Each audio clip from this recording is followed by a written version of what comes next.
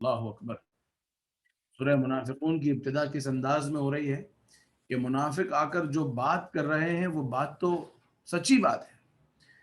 اذا جاءك المنافقون، جب منافق آپ کے پاس آتے ہیں، قالوا نشهد انك لرسول اللہ، کہتے ہیں کہ آپ ضرور اللہ کے رسول ہیں، اور اللہ فرماتا ہے واللہ یعلم انک لرسول، اور اللہ بھی جانتا ہے، اور اللہ ہی جانتا ہے کہ بے شک آپ ضرور اللہ کے رسول ہیں، لیکن واللہ یشہد ان المنافقین لکاذبون، لیکن اللہ تعالیٰ گواہی دیتا ہے کہ منافق جھوٹ بول رہے ہیں۔ کیوں؟ کیونکہ سچ وہ ہوتا ہے کہ دل میں جو بات ہو وہی زبان پر ہو تو وہ سچ ہے۔ تو ان کی زبان پر تو ہے کہ حضور اللہ کے رسول ہیں، مگر دل میں ان کے یہ نہیں ہے، لہٰذا یہ جھوٹ بول رہے ہیں کہ جب بات دل کی بات کی زبان تصدیق کرے تو وہ سچ ہوتا ہے، اور دل میں کچھ ہو اور زبان پہ کچھ ہو تو وہ سچ نہیں ہوتا۔ اس لیے اللہ نے فرمایا واللہ یشہد ان المنافقین لکاذبون، اور اللہ گواہی دیتا ہے کہ منافق ضرور جھوٹے ہیں۔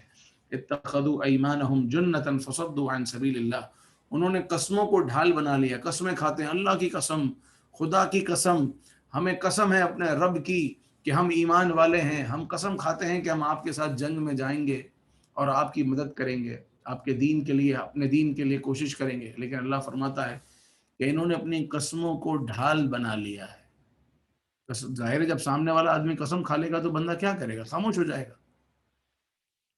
اللہ کی قسم کے آگے کوئی کیا بات کر سکتا ہے؟ تو انہوں نے ڈھال بنا لیا، یعنی اپنے آپ کو قسموں میں چھپا لیا ہے۔ فصدوا عن سبیل اللہ، تو اللہ کی راہ سے روکا ہے لوگوں کو۔ انہم ساء ما كانوا یعملون، بے شک یہ بہت ہی برے کام کرتے ہیں۔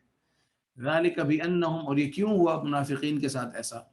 یہ اس لیے ہوا کہ بانہم آمنوا ثم کفروا، یہ پہلے زبان سے ایمان لائے اور پھر دل میں کافر ہوئے۔ فطبع علی قلوبہم، تو ان کے دلوں پر مہر کر دی گئی۔ فہم لا یفقہون، تو اب انہیں کچھ نہیں سوچتا، کچھ سمجھ میں نہیں آتا۔ اور اللہ نے فرمایا وَإِذَا رَأَيْتَهُمْ تُعْجِبْكَ أَجْسَامُهُمْ، آپ ان کو دیکھیں گے تو آپ کو یہ بڑے بھلے معلوم ہوں گے، ان کی جسامت دیکھ کر، ان کا ظاہری حلیہ دیکھ کر، ظاہر میں دیکھنے میں لگے گا آپ کو کہ ان سے بڑا تو متقی پرہیزگار کوئی نہیں ہے جناب۔ آنکھیں ان کی جھکی رہتی ہیں، ان کے پاجامے ان کے ٹخنوں سے بہت زیادہ اونچے رہتے ہیں، ان کے تہبند بڑے اونچے رہتے ہیں، ان سے بڑا تو کوئی پرہیزگار آدمی ہی نہیں ہے۔ ان وَإِذَا رَأَيْتَهُمْ تُعْجِبْكَ أَجْسَامُهُمْ، آپ دیکھیں گے تو آپ کو ان کے جسم، ان کے طور طریقے اور ان کے ظاہری انداز آپ کو بڑے اچھے لگیں گے۔ وَإِن يَقُولُوا تَسْمَعْ لِقَوْمِهِمْ، اور اگر آپ بات کریں گے تو آپ کی بات بہت غور سے سنیں گے۔ اور کیسے غور سے سنیں گے؟ كَأَنَّهُمْ خُشُبٌ مُّسَنَّدَةٌ، اتنی غور سے بات سنیں گے ایسا لگے گا کہ دیوار پر کوئی چین لٹک رہی ہے۔ دیوار پر چین لٹک رہی ہو تو وہ ہلتی ہے؟ نہیں ہلتی۔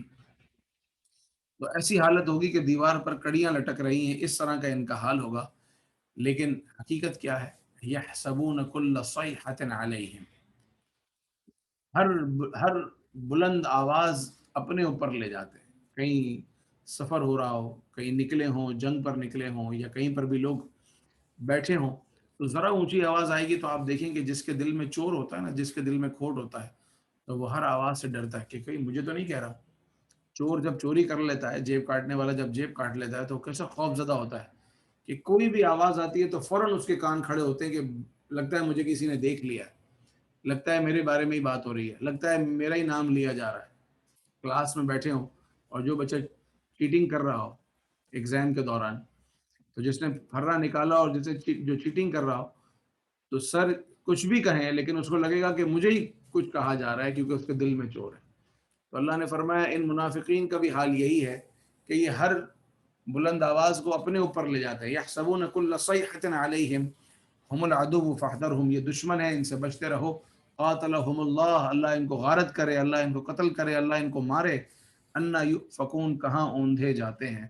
وَإِذَا قِيلَ لَهُمْ تَعَالَوْا، اور جب ان منافقوں کو کہا جائے کہ بھائی آؤ، یستغفر لکم رسول اللہ، اللہ کے رسول تمہارے لیے استغفار کریں گے، اللہ کی بارگاہ میں آ جاؤ، سیدھے راستے پر آ جاؤ، اللہ کے رسول تمہارے لیے استغفار کریں گے، تو کیا کرتے ہیں؟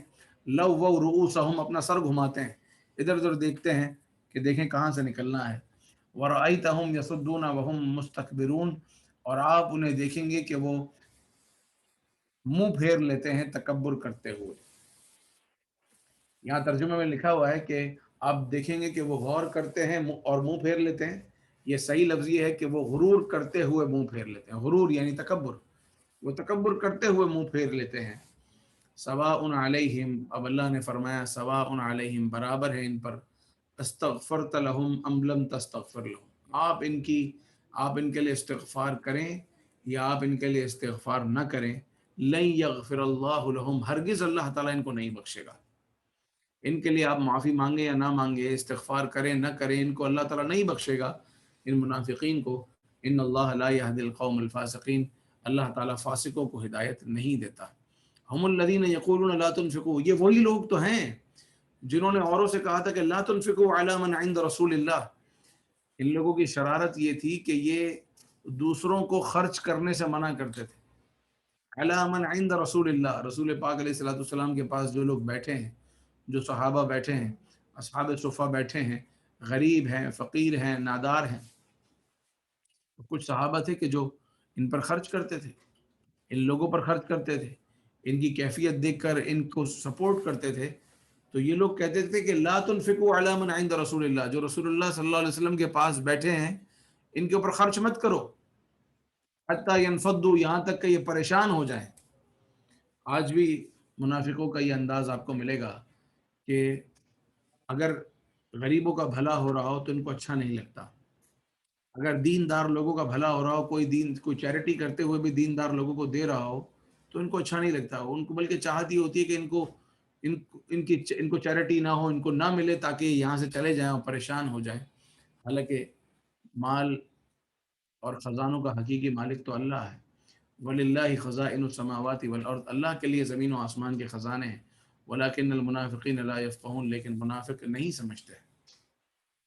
يَقُولُونَ لَئِن رَجَعْنَا إِلَى الْمَدِينَةِ لَيُخْرِجَنَّ الْأَعَزُّ مِنْهَا الْأَذَلَّ، وہ یہ کہتے تھے کہ جب ہم مدینے کسی سفر پر نکلے تھے منافقین، اور کہتے تھے کہ جب ہم لوٹ کر مدینے واپس جائیں گے تو جو سب سے زیادہ عزت والا ہے وہ سب سے زیادہ ذلیل کو نکال دے گا.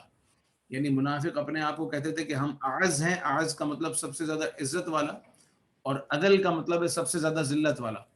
تو منافقین کہتے تھے کہ ہم یعنی عزت والے ذلیلوں کو معاذ اللہ نکال دیں گے مدینے سے.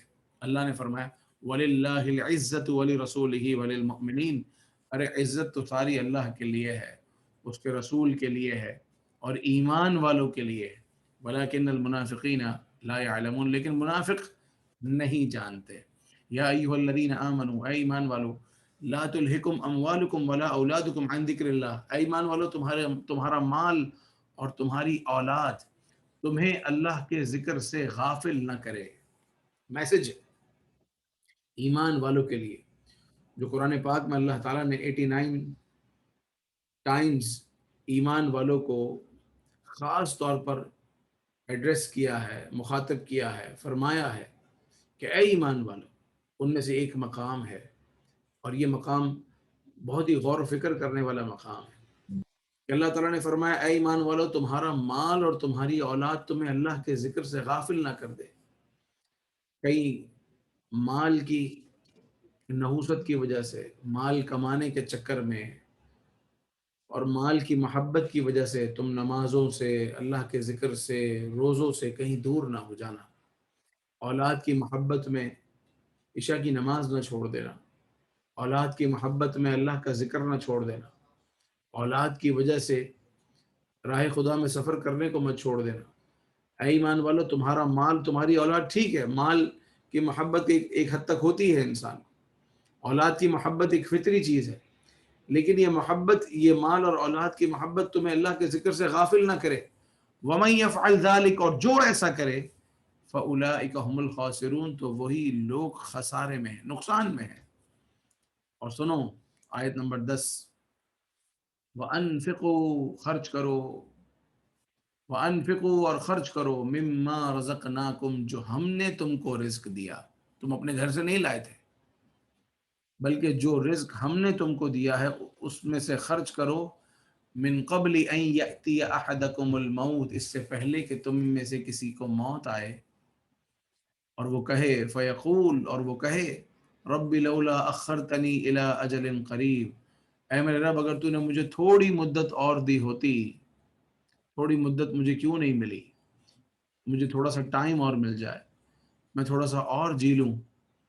جب بندے کی موت کا وقت قریب آتا ہے اور وہ موت کو اپنی نظروں سے دیکھتا ہے تو وہ نگاہ حسرت سے یہ کہتا ہے کہ ربی لولا اخرتنی الی اجل قریب، یا اللہ تھوڑی سی تاخیر کر دے، تھوڑا سا ٹائم دے دے، بھلے وہ 1 دن کا ہی ہو، 2 دن کا ہو، 5 دن کا ہو، کچھ گھڑیاں ہوں، تو میں کیا کروں؟ فاصدق واکم من الصالحین، تو میں صدقہ دے دوں اور میں نیک ہو جاؤں، میں توبہ کر لوں. نیک ہونے کا معنی یہی ہے کہ میں توبہ کر کے اچھے راستے پر آ جاؤں اور صدقہ دے کے اپنی آخرت کے لیے بڑا کچھ جمع کر لوں. لیکن اللہ نے فرمایا وَلَن يُؤَخِّرَ اللَّهُ نَفْسًا إِذَا جَاءَ أَجَلُهَا، اللہ تعالیٰ کسی جان کو مہلت نہیں دیتا.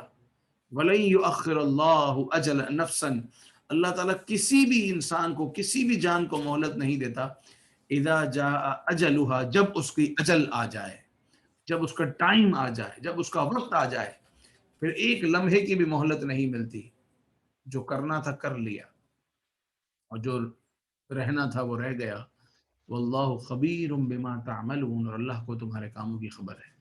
کیونکہ ہم نہیں جانتے کہ اگلا گھنٹہ ہمارا کیا ہوگا، اگلا منٹ ہم کس حال میں ہوں گے، اگلے دن ہماری اگلی صبح کیسی ہوگی، اگلی رات ہماری کہاں ہوگی، اسی دنیا میں ہوگی یا قبر میں ہوگی، ہمیں نہیں پتا. یہی وقت ہے کہ بندے کے پاس جو ہے وہ خوش دلی کے ساتھ اللہ تعالیٰ کی راہ میں خرچ کر کے اپنی آخرت کے لیے جمع کرے. دنیا میں بھی اپنے بال بچوں پہ خرچ کرے، یہ بھی ثواب ہے. اپنے لیے کچھ نہ کچھ جمع رکھے کہ لوگوں کے آگے ہاتھ پھیلانے سے بچے، محتاجی سے بچے. لیکن بالکل صدقہ و خیرات ہی نہ کرنا، ہر چیز جمع کر کے رکھنا، یہ بہتر اور مناسب نہیں ہے.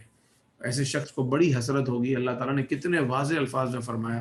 ایک بار پھر سنی آیت نمبر 10 اور 11 کا ترجمہ کہ وَأَنفِقُوا مِمَّا رَزَقْنَاكُمْ، ہمارے دیے ہوئے میں سے خرچ کرو. من قبل ان یأتی احدکم الموت، اس سے پہلے کہ تم میں سے کسی کو موت آئے. فیقول، تو وہ کہے رب لولا اخرتنی الی اجل قریب، مولا مجھے تھوڑی مہلت اور دے دے. فاصدق واکن من الصالحین، تو میں صدقہ کروں اور میں نیک ہو جاؤں. ولن یؤخر اللہ نفسا اذا جاء اجلها، اور اللہ تعالیٰ کسی جان کو نہیں مہلت دے گا، ہرگز ہرگز مہلت نہیں دے گا جب اس کا وقت آ جائے. واللہ خبیر بما تعملون، اور اللہ تعالیٰ کو تمہارے کاموں کی خبر ہے.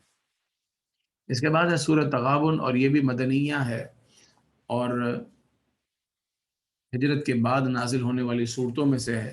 اور یسبح للہ ما فی السماوات و ما فی الارض، اللہ کی پاکی بولتا ہے جو زمین و آسمانوں میں، سب اللہ کی پاکی بیان کرتے ہیں. لہ الملک و لہ الحمد وهو علی کل شیء قدیر، اسی کے لیے بادشاہی ہے، اسی کی تعریف ہے، اسی کا ملک ہے. وهو علی کل شیء قدیر، وہ ہر چیز پر قادر ہے. هو الذی خلقکم، وہی ہے جس نے تمہیں پیدا کیا. فمنکم کافر ومنکم مؤمن، تم میں کوئی کافر ہے، کوئی ایمان والا ہے. واللہ بما تعملون بصیر، اللہ تعالیٰ تمہارے کاموں کو دیکھ رہا ہے.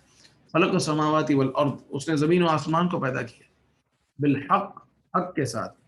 وصورکم، اور تمہیں تصویر دی، تمہیں صورت دی. فاحسن صورکم، تو سب سے بہترین صورت میں تمہیں بنایا. دنیا کی جتنی بھی کریشنز ہیں آپ اٹھا کر دیکھ لیجئے، آخر میں اس نتیجے پہ پہنچتا ہے کہ یہ جو اللہ تبارک و تعالیٰ کی جو یہ کریشن ہے، جو انسان اللہ نے بنایا، یہ سب سے خوبصورت ہے. اس کا اسی کوئی مثال ہی نہیں ہے. آپ ٹیکنالوجی کا دور ہے، سائنس کا دور ہے، آج چیزیں بیان ہوتی ہیں. کل پرسوں ایک پوسٹ نظروں سے گزری کہ اللہ تعالیٰ نے ہمارا ہاتھ کتنا خوبصورت بنایا ہے، کہ اللہ نے انگلیوں میں، ہماری فنگرز میں ہڈیاں رکھی تاکہ ہم کسی چیز کو پکڑ سکیں مضبوطی کے ساتھ. لیکن اس فنگر کے اندر اللہ نے جوڑ بھی بنائے تاکہ ہمارے لیے پکڑنا آسان ہو. اگر یہ ہڈیاں سیدھی کی سیدھی ہوتی تو ہم پکڑتے کیسے؟ پھر پروردگار عز و جل نے اس کی خوبصورتی کے لیے ان میں نیلز بھی رکھے کہ دیکھنے میں اچھے لگتے ہیں. اور پھر ہمارے فنگر پرنٹس کے ذریعے ہر شخص کو دوسرے شخص سے اللہ نے ممتاز بھی کیا. کون ہے جو یہ کر سکتا ہے؟ فَأَحْسَنَ صُوَرَكُمْ، تمہیں سب سے بہترین صورت پر بنایا. وَإِلَيْهِ الْمَصِيرُ، اور اسی کی طرف پھرنا ہے. يَعْلَمُ مَا فِي السَّمَاوَاتِ وَالْأَرْضِ، وہ جانتا ہے جو کچھ زمین و آسمانوں میں ہے. وَيَعْلَمُ مَا تُسِرُّونَ وَمَا تُعْلِنُونَ، اور وہ بھی جانتا ہے جو تم چھپاتے ہو اور جو تم ظاہر کرتے ہو. واللہ علیم بذات الصدور، بلکہ اللہ تعالیٰ تو دلوں کے حالات کو بھی جانتا ہے. جو دل میں خطرے آتے ہیں، خیال آتے ہیں، وسوسے آتے ہیں، تصورات آتے ہیں، ان سب کو بھی اللہ جانتا ہے. الم یأتکم نبأ الذین کفروا من قبل، کیا تمہیں ان کی خبر نہیں آئی جو تم سے پہلے جنہوں نے کفر کیا؟ قوم عاد، قوم سمود اور دیگر اقوام جو گزری. اور انہوں نے جو کفر کیا تو ان کی خبریں تمہیں نہیں ملی. فذاقوا وبال امرہم، اور انہوں نے اپنے کیے کا، اپنے کاموں کا وبال اور مزہ چکھ لیا. وَلَهُمْ عَذَابٌ علیم، اور ان کے لیے دردناک عذاب ہے. ذَلِكَ بِأَنَّهُ كَانَتْ تَأْتِيهِمْ رُسُلُهُم بِالْبَيِّنَاتِ فَقَالُوا أَبَشَرٌ يَهْدُونَنَا فَكَفَرُوا وَتَوَلَّوا وَاسْتَغْنَى اللَّهُ وَاللَّهُ غَنِيٌّ حَمِيدٌ. یہ اس لیے کہ ان کے پاس ان کے رسول روشن دلیلیں لے کر آتے تھے، تو وہ بولتے تھے کہ یہ کیا ہیں، یہ تو ہماری طرح انسان ہی تو ہیں، اور یہ ہمیں کیسے راہ بتاتے ہیں، یہ ہمیں کیسے راہ دکھاتے ہیں، ہماری طرح آدمی ہے تو ہمیں کیسے راہ دکھائے گا. فکفروا، تو وہ کفر کرتے تھے. وتولوا، اور منہ پھیرتے تھے. واستغنى اللہ، اور بے نیازی کرتے تھے. واستغنى اللہ، اور اللہ تعالیٰ کو بے نیازی ہے. واللہ غنی حمید، یعنی اللہ تعالیٰ بے نیاز ہے، اللہ تعالیٰ کو کوئی پرواہ نہیں. اگر ان کو ایمان کا پیغام دیا، دعوت گئے، وہ ایمان نہیں لائے، تو اللہ تعالیٰ کو اس سے کوئی، پروردگار عز و جل کی کبریائی پر، اس کی وحدانیت پر، اس کی بادشاہت پر کوئی فرق نہیں آتا. وہ بے پرواہ ہے، بے نیاز ہے. واللہ غنی حمید، اور اللہ تعالیٰ بے نیاز ہے اور سب خوبیاں اسی کو ہیں، سب خوبیوں کا سراہا ہے. زعم الذین کفروا ان لن یبعثوا، کافروں نے یہ سمجھ لیا، یہ زعم کر لیا اور یہ بکواس کی کہ ان لن یبعثوا، کہ وہ نہیں اٹھائے جائیں گے. قل، آپ کہہ دیجئے، بلا، کیوں نہیں، ضرور اٹھائے جاؤ گے. بلا وربی، میرے رب کی قسم ہے ضرور اٹھائے جاؤ گے. لتبعثن، ضرور تمہیں اٹھایا جائے گا. ثم لتنبؤن بما عملتم، اور ضرور تمہیں بتایا جائے گا جو تم کرتے تھے. اٹھائے بھی جاؤ گے اور پھر تمہیں بتایا بھی جائے گا کہ جو کچھ تم دنیا میں کرتے تھے. وذلک علی اللہ یسیر، اور یہ کام اللہ کے لیے بڑے آسان ہے. فآمنوا، تو ایمان لاؤ، باللہ ورسولہ، اللہ پر، اس کے رسول پر. والنور الذی انزلنا، اور اس نور پر ایمان لاؤ جو نور ہم نے نازل کیا ہے، یعنی قرآن پاک. واللہ بما تعملون خبیر، اللہ تعالیٰ کو تمہارے کاموں کی، اللہ تعالیٰ جو تم کرتے ہو اس کو جانتا ہے، اس سے خبردار ہے. یوم یجمعکم لیوم الجمع ذالک یوم التغابن، اس سورت کا نام ہے سورۃ تغابن. جس دن اللہ تعالیٰ تم سب کو جمع کرے گا. یوم یجمعکم لیوم الجمع، جمع ہونے کے دن جب تمہیں جمع کرے گا. ذالک یوم التغابن، اور یہ وہ دن ہے جو ہار والوں کی ہار کا دن ہے، ہار والوں کی ہار کھلنے کا دن ہے. یعنی جو لوگوں نے خسارہ اٹھایا، نقصان اٹھایا، اور جنہوں نے اللہ کی رضا کو حاصل نہ کیا، اللہ تعالیٰ کی ناراضگی میں رہے، اور جن کے لیے آج جہنم ہے، خسارہ ہے، ہمیشہ کی آگ ہے، آج ان کی یہ رسوائی کھلنے کا دن ہے، نظر آئے گا کیا ان کا حال ہوگا. الامان والحفیظ. اور اس کے مقابلے میں وہ لوگ، ومن یؤمن باللہ، اور جو اللہ پر ایمان لائے، ویعمل صالحا، اور نیک کام کیے، یکفر عنہ سیئاتی، ہم نے ان کی برائیاں ان پر سے اتار دی، ہم نے ان کی برائیاں ان سے مٹا دی. وَيُدْخِلْهُ جَنَّاتٍ، اور ہم نے انہیں ایسی جنتوں میں داخل کریں گے، تجری من تحتها الانہار، جس کے نیچے نہریں رواں ہیں. خالدین فیہا ابدا، اس میں ہمیشہ رہیں گے. اور ذالک الفوز العظیم، یہی تو بڑی کامیابی ہے. والذین کفروا وکذبوا بآیاتنا، اور وہ لوگ جنہوں نے کفر کیا اور ہماری آیتوں کو جھٹلایا. اولئک اصحاب النار هم فیہم، اولئک اصحاب النار خالدین فیہا، وہ جہنمی ہیں، آگ والے ہیں، اس جہنم میں ہمیشہ رہیں گے. وبئس المصیر، اور کیا ہی برا ٹھکانہ ہے. ما اصاب من مصیبت الا باذن اللہ، کوئی مصیبت نہیں پہنچتی مگر اللہ کے حکم سے. بندے کو کوئی بھی مصیبت پہنچتی ہے، ایکسیڈنٹ ہو جاتا ہے، بیمار ہو جاتا ہے، ہاسپٹلائز ہو جاتا ہے، بچے کا انتقال ہو جاتا ہے، ماں باپ دنیا سے رخصت ہو جاتے ہیں، چوری ہو جاتی ہے، ڈکیتی ہو جاتی ہے، جیب کٹ جاتی ہے، کچھ بھی ہوتا ہے، جو بھی مصیبت پہنچتی ہے وہ اللہ کے حکم سے ہے، اللہ کے اذن سے ہے. تو بندہ صبر کرے. اور اتنا تو اللہ تعالیٰ معاف کر دیتا ہے. اور ایک جگہ ارشاد ہوا کہ جو بھی تمہیں مصیبت پہنچتی ہے وہ تمہارے اپنے ہی ہاتھوں کے کرتوت ہیں. اور کتنا تو اللہ تعالیٰ معاف کر دیتا ہے. یعنی تم گناہ کرو اتنے، اس پر سے اتنے گناہ کے بدلے میں دنیا میں مصیبت آئی اور اتنا اللہ تعالیٰ نے معاف کر دیا. بہت زیادہ اللہ تبارک و تعالیٰ معاف کر دیتا، اور کچھ کی جزا جو ہے وہ دنیا میں دی جاتی ہے. اللہ تعالیٰ ہمیں محفوظ رکھے، ہمیں برائیوں سے بھی اللہ بچائے. ومن یؤمن باللہ یہدی قلبہ، اور جو ایمان لائے اللہ تعالیٰ اس کے دل کو ہدایت عطا فرماتا ہے. واللہ بکل شیء علیم، اور اللہ تعالیٰ ہر چیز کو جانتا ہے. واطیعوا اللہ واطیعوا الرسول، اللہ اور اس کے رسول کی اطاعت کرو. فَإِن تَوَلَّيْتُمْ فَإِنَّمَا عَلَىٰ رَسُولِنَا الْبَلَاغُ الْمُبِينُ، اور اگر تم نافرمانی کرو تو ہمارے رسول پر صرف پہنچا دینا ہے، ان کا کام ہے پہنچا دینا، اور انہوں نے پہنچا دیا. اللہ لا الہ الا ہو، اللہ اس کے سوا کوئی کسی کی بندگی نہیں، کوئی معبود نہیں. وعلی اللہ فلیتوکل المؤمنون، اور ایمان والوں کو چاہیے کہ وہ اللہ پر ہی بھروسہ کریں. یا ایھا الذین آمنوا ان من ازواجکم واولادکم عدوا لکم فاحذروہم، اے ایمان والو تمہاری بیویاں اور تمہارے بچے تمہارے دشمن ہیں، تو احتیاط سے کام لو. کیا بات ہو گئی کہ اللہ تعالیٰ نے ایمان والوں کو پھر مخاطب کر کے ارشاد فرمایا کہ اے ایمان والو تمہاری بیویاں، جن کے لیے تم 8 8 10 10 12 12 گھنٹے گھر سے باہر رہتے ہو، جن کے لیے تم صبح آفس جاتے ہو، رات کو گھر آتے ہو، تھکتے ہو، دھوپ میں کام کرتے ہو، آفس میں کام کرتے ہو، آؤٹ ڈور کرتے ہو، جن کے لیے تم محنت کرتے ہو، جن کے لیے گھر بناتے ہو، جن کے لیے آسائشوں کا سامان کرتے ہو، اور تمہارے بچے جن کی ایجوکیشن کے لیے اور جن کی دنیا اچھی کرنے کے لیے تم دن رات ایک کرتے ہو. اللہ نے فرمایا عدو لکم، تمہارے دشمن ہیں. فاحذروہم، تو ان سے ڈرو، ان سے بچو، ان سے احتیاط کرو. یہ کب دشمن ہے؟ ہر صورت میں یہ دشمن نہیں ہے، بلکہ یہ دشمن اس وقت ہے کہ جب اللہ اور اس کے رسول سے روکیں. جس طریقے سے پچھلی صورت میں بھی بیان ہوا کہ اے ایمان والو تمہارا مال اور تمہاری اولاد تمہیں اللہ کے ذکر سے غافل نہ کر دے. تو اگر بیوی بچے ہماری دین کی راہ میں رکاوٹ بنے تو یہ دشمن ہے، اور اگر بیوی بچے دین کی راہ میں مددگار ہوں تو پھر تو دوست ہیں. اور وہ واقعہ کیا ہے اور اس آیت کے شان نزول کیا ہے؟ اس آیت کے شان نزول یہ ہے کہ کچھ صحابہ کرام علیہم الرضوان جو مکے میں تھے اور آپ علیہ الصلوۃ والسلام مدینے میں ہجرت کر کے آ چکے تھے، اور انہوں نے بھی چاہا کہ ہم بھی مدینے ہجرت کر کر آئیں، تو ان کے بیوی بچوں نے جانے سے منع کر دیا کہ ہمیں چھوڑ کر کہاں جاتے ہو، ہمیں پیچھے ہمارا خیال کون رکھے گا، ہمیں دیکھے گا کون، ہم تمہارے بغیر تو ہم ہلاک ہو جائیں گے.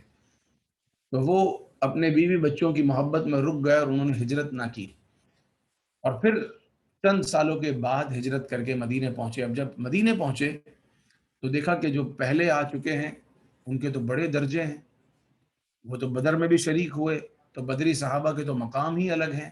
ان کے بارے میں کہا گیا کہ اصحاب بدر اب جو بھی کریں ان پر کوئی مواخذہ نہیں ہے، کوئی پکڑ نہیں ہے.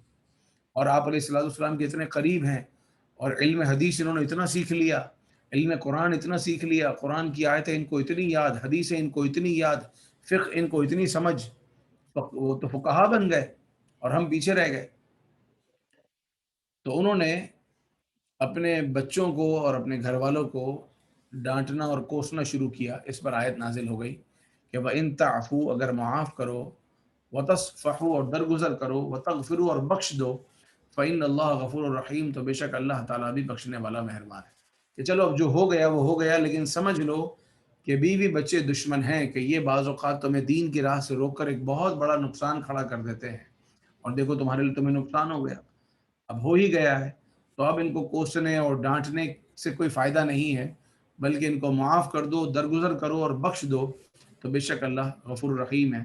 یہاں دیکھیے اس آیت کو پڑھنے کے بعد میں سوچ رہا تھا کہ ہمارا دین کتنا خوبصورت ہے، کہ ہجرت جو کہ اس وقت کا ایک اہم فریضہ تھا، اور صحابہ کرام علیہم الرضوان نے جنہوں نے وہ ہجرت کا فریضہ انجام نہ دے سکے، جو کام نہ کر سکے، اگرچہ کہ وہ اس وقت سب پر فرض نہیں تھا، لیکن یہ کہ ایک ضروری تھا کہ ہجرت کرتے، اور وہ کام رہ گیا، اور بچوں کی وجہ سے اور بیوی کی وجہ سے رہا. ہجرت کرنے کے بعد بھی ہمارا دین کتنا خوبصورت ہے کہ بیوی بچوں کو ڈانٹنے سے بھی منع کر رہا ہے، اور کہہ رہا ہے کہ وَإِن تَعْفُوا وَتَصْفَحُوا، معاف کر دو، درگزر کرو.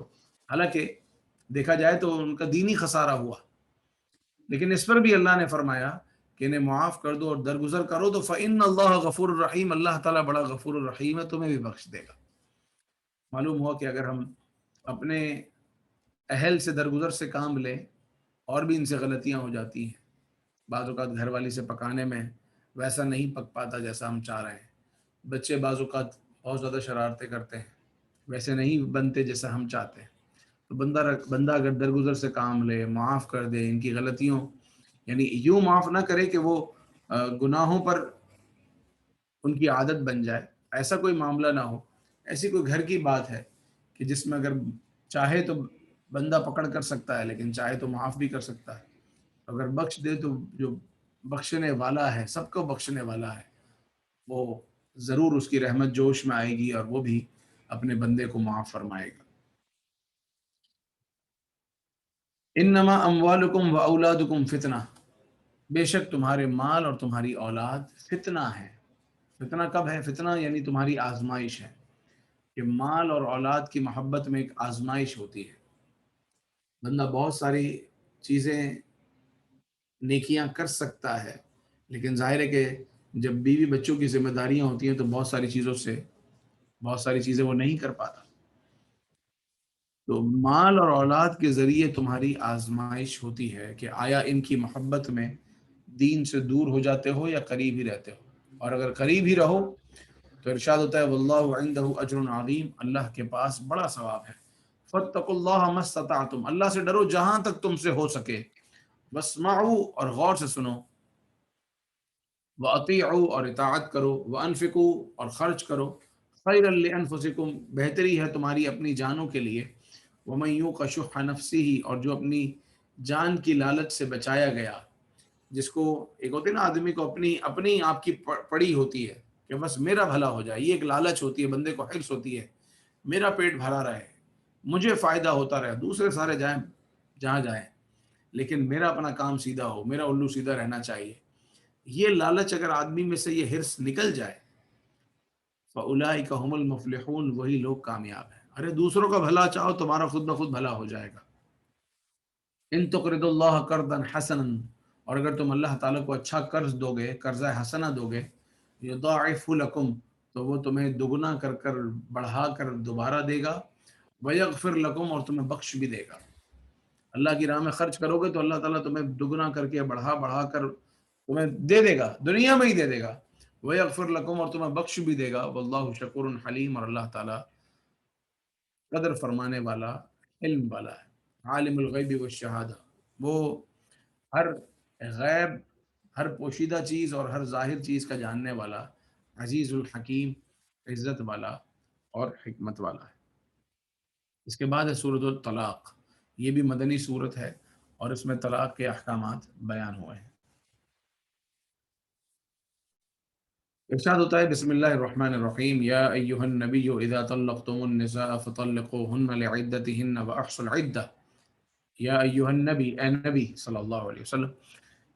اب نبی پاک علیہ الصلوۃ والسلام کو کہا گیا، لیکن مراد یہی ہے کہ یہ امت کے لیے یہ مسائل، طلاق کے مسائل بیان ہو رہے ہیں، سرکار دو عالم صلی اللہ علیہ وسلم کی وسادت اور وسیلے سے بیان سب کے لیے ہے، ایمان والوں کے لیے، کہ اذا طلقتم النساء، جب تم اپنی عورتوں کو طلاق دو، فطلقوهن لعدتهن، تو انہیں ان کی عدت میں طلاق دو، وَأَحْصُوا الْعِدَّةَ اور ان کی عدتوں کو شمار کرتے رہو، گنتے رہو کہ کتنے مہینے ہوئے اور کتنے پیریڈ ہوئے، وَاتَّقُوا اللَّهَ رَبَّكُمْ، اور اللہ تعالیٰ سے ڈرو جو تمہارا رب ہے، لَا تُخْرِجُوهُنَّ مِن بُيُوتِهِنَّ، انہیں ان کے گھروں سے نہ نکالو، وَلَا يَخْرُجْنَ،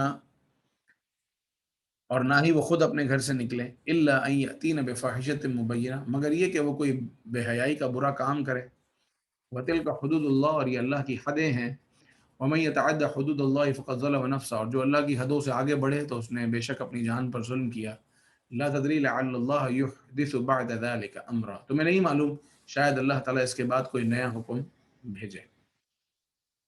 طلاق کے احکامات کیا ہیں؟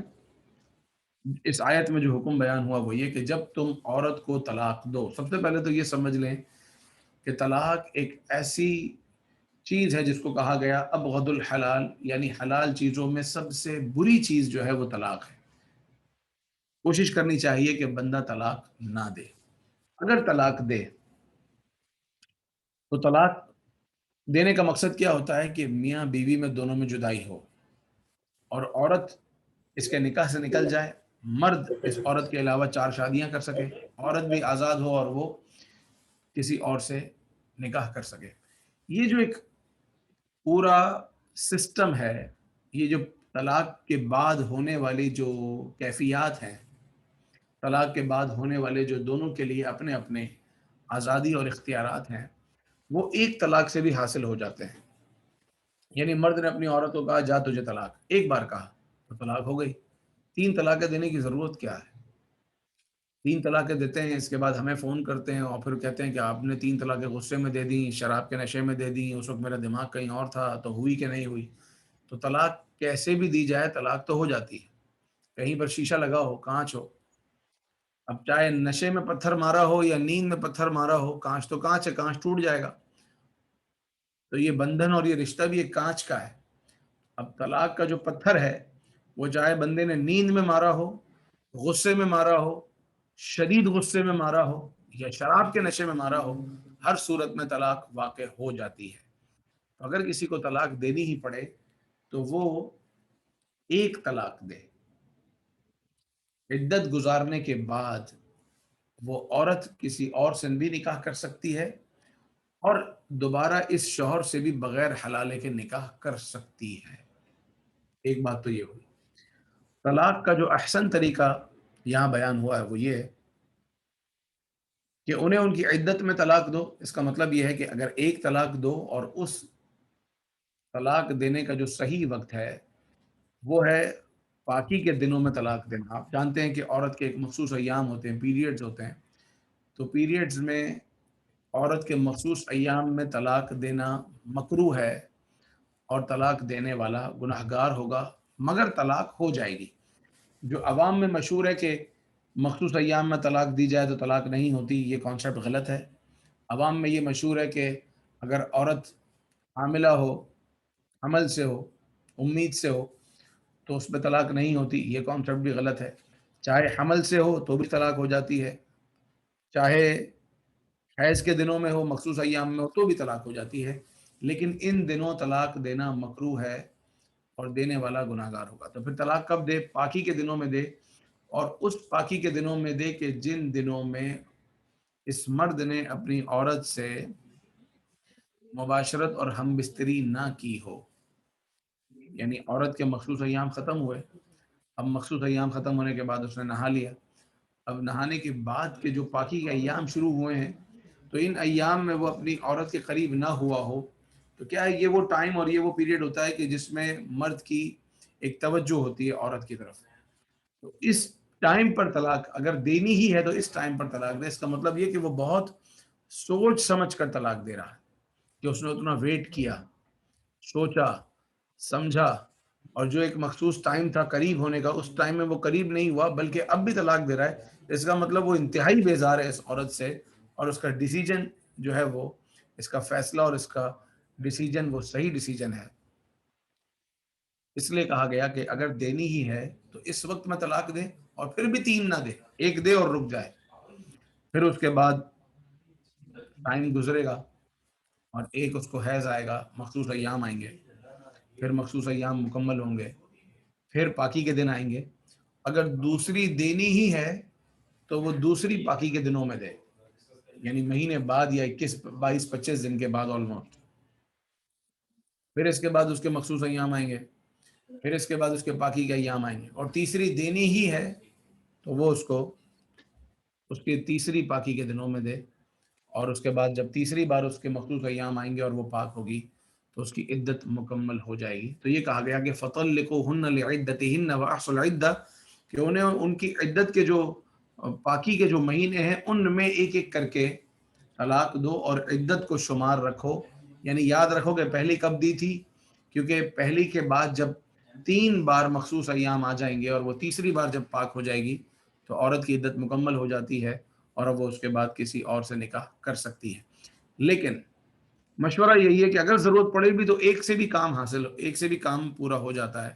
یعنی ایک طلاق دینے کے بعد چھوڑ دیا، اب مخصوص ایام آئے، پھر پاکی کا ایام آئے، پھر مخصوص ایام آئے، پھر پاکی، پھر مخصوص ایام، پھر پاکی کا ایام، تو دونوں کا نکاح ختم ہو گیا. یہ طلاق بائن کہلاتی ہے. اب 3 جب عدت پوری ہو جائے گی تو رجوع نہیں ہو سکتا. اب اگر نکاح کرنا چاہیں تو دونوں کا نکاح ہو سکتا ہے. نیا مہر مقرر ہوگا، دونوں کی رضامندی ہوگی، حلالے کی کوئی ضرورت نہیں ہے، دونوں کا نکاح ہو جائے گا. اب جو نکاح ہوگا تو مرد کے پاس 2 طلاقوں کا اختیار ہوگا کیونکہ ایک طلاق آلریڈی دے چکا ہے. اگر دینی ہی پڑے تو ایک دے، بندہ 3 کی طرف نہ نہ جائے، تاکہ بعد میں اس کو احساس اور بعد میں پریشانی نہ ہو۔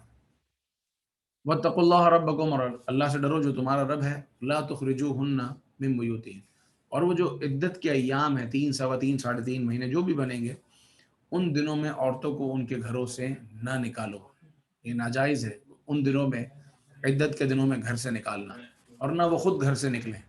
اور اگر گھر چھوٹا ہے تو شوہر خود گھر سے چلا جائے لیکن اس کو گھر میں رکھے۔ شوہر کو لگتا ہے کہ میں گھر میں رہوں گا تو میں گناہ میں پڑ سکتا ہوں، میں دوبارہ قریب ہو سکتا ہوں، تو اب وہ خود گھر سے چلا جائے لیکن عورت کو گھر میں رکھے، اور نہ ہی وہ عورت خود نکلے۔ ہاں اگر کوئی عورت اس نے بے حیائی کے کام شروع کر دیے، برے کام شروع کر دیے، تو پھر تو ظاہر ہے کہ پھر اب اس کو گھر سے نکالنا جو ہے وہ درست ہوگا، جائز ہوگا۔ اس لیے اللہ نے فرمایا کہ جب تک کہ کوئی بے حیائی اور برائی کا کام نہ کرے تو تب اس کے لیے یہ حکم ہے۔ برے کام کرنے لگ گئی، برے کام سے مطلب کیا ہے؟ جس پر حد جاری ہوتی ہے، زنا کرنا، چوری کرنا، شراب پینا، جن پر حد جاری ہوتی ہے، یہ بڑے کام ہیں، برے کام ہیں، بے حیائی کے کام ہیں۔ تو اگر اس طرح کی کوئی کام کرتی ہے تو پھر اس کو گھر میں رکھنے کی ضرورت نہیں ہے۔ وَتِلْكَ حدود اللہ، اور یہ اللہ کی حدود ہیں، اور جو اللہ کی حدود سے آگے بڑھے گا اس نے اپنے ہی آپ پر ظلم کیا۔ اور لا تدری لعل اللہ یحدث بعد ذلك امرا، تم نہیں جانتے کہ اللہ تعالیٰ اس کے بعد کوئی نیا حکم بھیجے۔ فَإِذَا بَلَغْنَ أَجَلَهُنَّ، اور جب وہ ٹائم پورا ہو جائے، وہ مدت پوری ہو جائے، وہ میعاد پوری ہو جائے۔ کون سی میعاد؟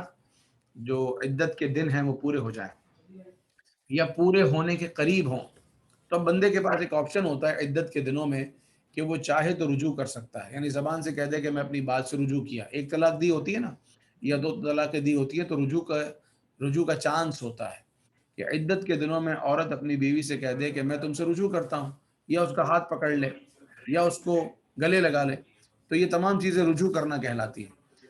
تو اللہ نے فرمایا کہ فَإِذَا بَلَغْنَ أَجَلَهُنَّ، جب وہ اپنی میعاد کو پوری ہو رہی ہوں، پہنچ رہی ہوں، اپنا ٹائم پورا کر رہی ہوں، فَأَمْسِكُوهُنَّ بِمَعْرُوفٍ، تو یا تو انہیں بھلائی کے ساتھ روک لو، کیونکہ 2، 2.5، 3 مہینے تمہیں سوچنے کا خوب ٹائم مل گیا، تو تمہارے پاس چانس ہے کہ تم ان کو اسی پرانے نکاح میں برقرار رکھ لو، کوئی حرج نہیں ہے، نیا نکاح کرنے کی ضرورت ہی نہیں پڑے گی۔ او فارقوهن بمعروف، یا پھر بھلائی کے ساتھ جدا کر دو، جدا بھی کرو، جب وہ اپنی عدت پوری کر کے گھر سے جا بھی رہی ہوں تو ایک بھلائی کے ساتھ، ایک اچھائی کے ساتھ، جو ان کا مہر ہے ان کو ان کا مہر ادا کر دو۔ کون سا مہر؟ ایک تو مہر ہوتا ہے کہ جو آپ فوری طور پر ادا کر دیتے ہیں، اور ایک مہر ہوتا ہے جو بعد میں ادا کیا جاتا ہے، تو وہ جو بعد والا مہر ہے اس کا ٹائم آ گیا ہے، تو وہ مہر ان کو ادا کر کے رخصت کرو تاکہ وہ کہیں اپنا سر چھپا سکے۔ وَأَشْهِدُوا ذَوَيْ عَدْلٍ مِّنكُمْ، اور 2 لوگوں کو گواہ بھی بنا لو۔ اب نکاح کے لیے تو گواہی شرط ہے، گواہ ہونا شرط ہے، لیکن طلاق کے لیے گواہ شرط نہیں ہے۔ اب چونکہ ایک پورا معاملہ کلوز ہو رہا ہے اور آپ اس کو گھر سے بھیج رہے ہیں، اور اس کو وہ مہر کی رقم بھی دے رہے ہیں، تو چونکہ یہ مالی معاملہ آ گیا، اور جب مالی معاملہ ہو تو اس کو لکھت پڑھت ہونی چاہیے، تو 2 گواہ رکھ لو۔ وَأَقِيمُوا الشَّهَادَةَ لِلَّهِ، اور اللہ کے لیے گواہی کو قائم کرو۔ ذَلِكُمْ يُوعَظُ بِهِ مَنْ كَانَ مِنْكُمْ يُؤْمِنُ بِاللَّهِ وَالْيَوْمِ الْآخِرِ، یہ نصیحت ہے اس کے لیے جو اللہ پر اور آخرت پر ایمان رکھتا ہو۔ وَمَن يَتَّقِ اللَّهَ يَجْعَل لَّهُ مَخْرَجًا، سبحان اللہ، اور جو اللہ سے ڈرے تو اللہ تعالیٰ اس کے لیے نجات کی راہ نکال دیتا ہے، اس کے لیے ایگزٹ نکال دیتا ہے۔ آپ نے دیکھا ہوگا جگہ جگہ بورڈ لگا ہوتا ہے، مخرج، مخرج، مخرج کے ساتھ ساتھ ایگزٹ بھی لکھا ہوتا ہے کہ یہ نکلنے کا راستہ جو ہے وہ یہاں سے ہے۔ بندہ کبھی زندگی میں کاموں میں ایسا الجھ جاتا ہے اور ایسا پھنس جاتا ہے کہ اس کو ان پریشانیوں سے نکلنے کا کوئی ایگزٹ، کوئی وے نہیں مل رہا ہوتا، نکلو تو نکلو کہاں؟ اللہ تعالیٰ فرماتا ہے وَمَن يَتَّقِ اللَّهَ يَجْعَل لَّهُ مَخْرَجًا، جو تقوی اور پرہیزگاری اختیار کرتا ہے، ایگزٹ اللہ تعالیٰ اس کے لیے بنا دیتا ہے، مخرج اللہ اس کے لیے نکال دیتا ہے، آسانی کا راستہ اللہ تعالیٰ اس کے لیے نکال دیتا ہے۔ اور صرف یہی نہیں بلکہ وَيَرْزُقْهُ مِنْ حَيْثُ لَا يَحْتَسِبُ، اور اس کو وہاں سے رزق عطا کرتا ہے جہاں اس کا گمان بھی نہیں ہوتا، اس کی سوچ بھی نہیں ہوتی، اس کا تصور بھی نہیں ہوتا، وہاں سے اس کو رزق ملتا ہے۔ اور یہ میرا اپنا تجربہ ہے، اور آپ میں سے بھی بہت سے لوگوں کو تجربہ ہوگا کہ بندہ جب نیکیوں میں کوشش کرتا ہے، نمازوں میں کوشش کرتا ہے، تلاوت قرآن میں ریگولر ہوتا ہے، اور برائیوں سے اور گناہوں سے بچ رہا ہوتا ہے، برائیوں سے بچ رہا ہوتا ہے اور نیکیوں میں اپنے آپ کو لگایا ہوا ہوتا ہے، تو اگر فائنینشیلی کہیں اوپر نیچے حالات ہو بھی رہے ہوں نا، لیکن اللہ تعالیٰ وہاں سے عطا کرتا ہے، وہاں سے عطا کرتا ہے، من حیث لا یحتسب، جہاں سے بندے کا گمان بھی نہیں ہوتا۔ ایک تو بندے کو کنفرم ہوتا ہے نا کہ میری پیمنٹ یہاں سے آنی ہے، یہ میں نے مال بیچا ہے مجھے یہ ملنا ہے، یہ میں نے 4 مہینے کام کیا مجھے سیلری ملنی ہے۔ یہ تو وہ ہے کہ وہ چیزیں ہیں کہ جو ہمارے نوٹس میں ہے کہ یہ ہمیں ملنا ہے، ہم نے کام کیا یا کچھ سیل کی۔ لیکن جب بندہ اپنے پروردگار عز و جل کو راضی کرنے کی راہ میں ہوتا ہے، یقین جانیے اللہ گواہ ہے کہ پروردگار عز و جل اس کو وہاں سے عطا فرماتا ہے جہاں کا اس نے تصور بھی نہیں کیا ہوتا، سوچا بھی نہیں ہوتا، وہاں سے اس کو آ کے مل جاتا ہے۔ کوئی پرانی کوئی ڈیل، کوئی پیسے پھنسے ہوئے وہ مل گئے، کوئی پرانا ڈوبا ہوا کمیشن وہ مل گیا، کوئی کوئی کوئی پرائز بانڈ کھل گیا، کوئی ایسی چیز، کوئی ایسا انعام نکل آیا جس کی تصور بھی نہیں تھا، کوئی اتنا بڑا آرڈر مل گیا جس کی یہ توقع ہی نہیں کر رہا تھا، کوئی اچانک ایسی ڈیل بن گئی جس کی اس کو امید ہی نہیں تھی، وہاں سے مل جاتا ہے، اللہ تعالیٰ عطا کر دیتا ہے۔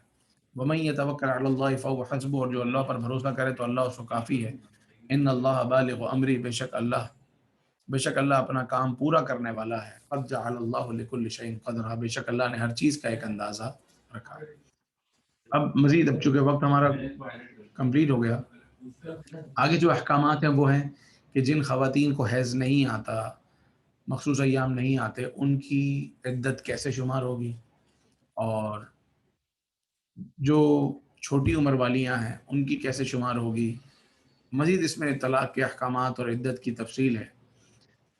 ان کو جو سکن دینا ہے وہ کیسا ہونا چاہیے، پھر اگر بچے کی ولادت ہو جاتی ہے تو دودھ کون پلائے گا، وہ کس کے ذمہ ہوگا، ان کے بچوں کے اخراجات کا کیا ہوگا، یہ احکامات ہیں انشاءاللہ عز و جل اگلے درس میں اس کو بیان کیا جائے گا۔ پروردگار عز و جل ہماری حاضری کو اپنی بارگاہ میں قبول فرمائے۔ الحمدللہ رب العالمین والصلاۃ والسلام علی سید المرسلین۔ اے اللہ ہمارے گناہوں کو معاف فرما، ہماری مغفرت فرما، نور قرآن سے ہمارے سینوں کو منور فرما، اور ہماری کوتاہیوں کو، غلطیوں کو درگزر فرما۔ الہی ہمارے بیماروں کو اچھا کر دے، پریشان حالوں کی پریشانیوں کو دور کر، مصیبت زداؤں کی مصیبتوں کو دور کر، بے چینوں کو چین عطا کر، اور بے سکونوں کو سکون عطا کر، بے قراروں کو قرار عطا کر، اور اپنے سوا کسی کا محتاج نہ فرمائے، مخلوق کی محتاجی سے بچا، عافیتوں کے پھر جانے سے بچا، زوال نعمت سے بچا، در در کی ٹھوکروں سے بچا۔ الہی اتنا عطا کر کہ تیرے بندوں پر خرچ کریں، الہی رسوائی سے محفوظ رکھ۔ پروردگار جو ہم نے پڑھا اسے یاد رکھنے، اس پر عمل کرنے کی توفیق عطا فرما، ہر طرح کی غلطی سے ہماری حفاظت فرما، ہمارے والدین کی خیر فرما، بہن بھائیوں کی، بیوی بچوں کی خیر فرما، جو مانگا ہے عطا کر، جو نہ مانگ سکے اور ہمارے حق میں بہتر ہے ہمیں عطا فرما۔